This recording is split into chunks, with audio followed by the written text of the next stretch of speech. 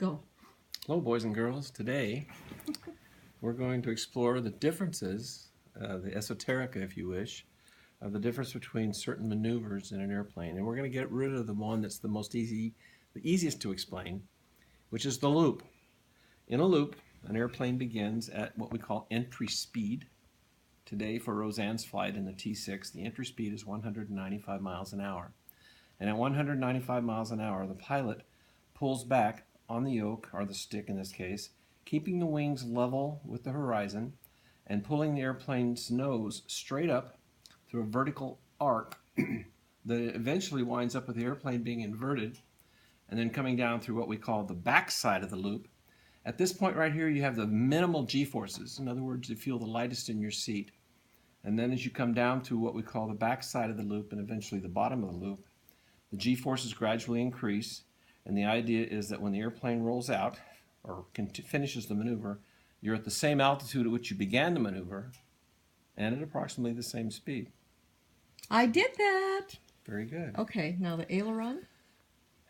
An aileron roll, boys and girls, is when an airplane does a 360-degree maneuver about the longitudinal axis. The longitudinal axis of the airplane is an imaginary line drawn from the nose of the airplane to the tail of the airplane. So when an airplane does an aileron roll, and the reason it's called an aileron roll is because you have ailerons on the wings which deflect in order to increase lift on one wing and decrease lift on another wing, thereby causing one wing to rise and the other wing to fall. And when that happens, the airplane does a complete turn about the longitudinal axis. I did that. And that's called an aileron roll. Now, this one looks deceptively easy and is fairly easy to do, except to do it really well is actually quite hard. And it's known as a barrel roll. And the best way to explain a barrel roll is to imagine a point in space. And what pilots typically would do is they would find some identifiable geographical object. A road intersection, the tip of a mountain, the mouth of a river. And they're looking at this geographical reference off to the side. Now, if they're going to do the barrel roll to the left, they would find a geographical reference to the left. If they're going to do it to the right, they would find the geographical reference to the right. And the pilot then begins the roll by simultaneously raising the nose and going into a roll.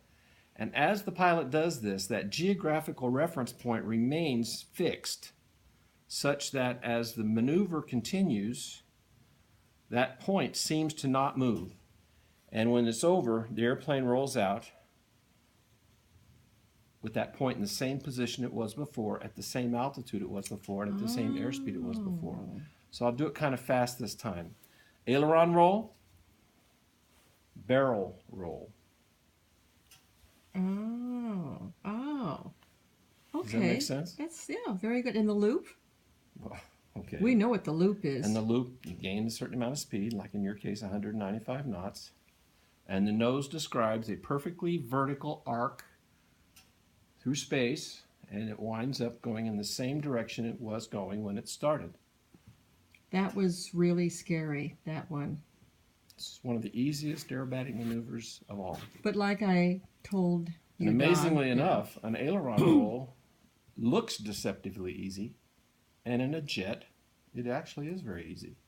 Because in a jet, you don't have any adverse engine effects creating anything that would make the airplane deviate. But the mistake that most people make when they're flying straight-wing airplanes, such as the T6, which is, of course, propeller-driven, is that during the time that you're in the aileron roll, the nose is actually doing this because of what they call adverse yaw. So to counteract the nose doing that while you're doing the aileron roll, a really adept pilot applies rudder opposite the yaw while the airplane's rolling. And this gets particularly interesting because the initial yaw from the roll causes the nose to pull to the right. So the pilot applies left rudder to keep the nose straight. But as the airplane becomes inverted, the surfaces reverse so that now the airplane would want to yaw to this way, so the pilot has to apply right rudder in order to keep the nose straight as it finishes the roll, and then he relieves the back pressure or the rudder pressure on so that when the airplane rolls out of the maneuver, the nose is still pointed at the very same place it was pointed when you began. That's very, very, very good, Dr. Burand. Obviously, this is not a T6 that I flew on today. No, But I don't have any T6 models. I want to add this to the video, though, that if you're the passenger and you're inexperienced flyer on a T6 like I was, They all look alike. no, it's when you do any of these maneuvers, if you scream and hold tight to the bars on the side of the plane, it does alleviate the stomach upset and the organs that try to move up into your throat. It's very good, though. It's a kick. Thanks, Don. Love My you. pleasure.